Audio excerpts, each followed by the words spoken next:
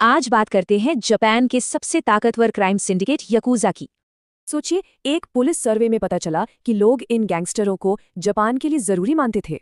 तो वह सवाल उठता है, एक क्रिमिनल गैंग को इतना सपोर्ट मिला कैसे? याकुजा का इतिहास 300 साल से भी ज्यादा पुराना है और इनके अपने अलग ही नियम कानून हैं। वफादारी सबसे ऊपर थी और इसे साबित करने के लिए बहुत ही खतरनाक रस्में भी होती थीं।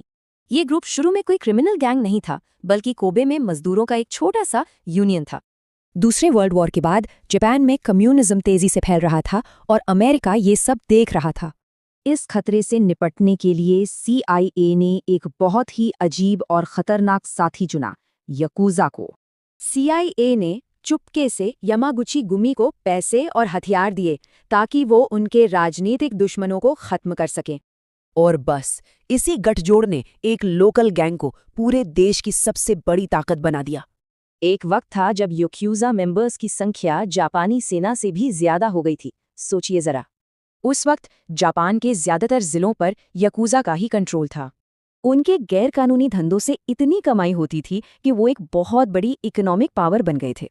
धीरे धीरे उनका असर हर जगह दिखने लगा, एंटरटेनमेंट से लेकर बिजनेस और पॉलिटिक्स तक। बात यहाँ तक पहुँच गई कि याकुजा से जुड़ा एक शख्स जापान का प्रधानमंत्री बन गया। हालात इतने अजीब थे कि पुलिस को भी विदेशी गैंग से निपटने के लिए याकुजा की मदद लेनी पड़ी। लेकिन ये पूरा साम्राज्य अब अंदर से ही टूटने वाला था। एक बड़े लीडर की मौत के बाद गैंग में फूट पड़ गई और एक खूनी जंग छिड़ गई।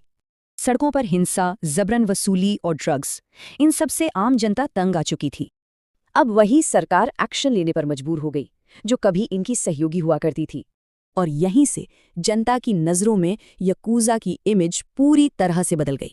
ये कहानी एक सबक है कि जब सरकारें ही जुर्म को बढ़ावा देती हैं तो क्या होता है।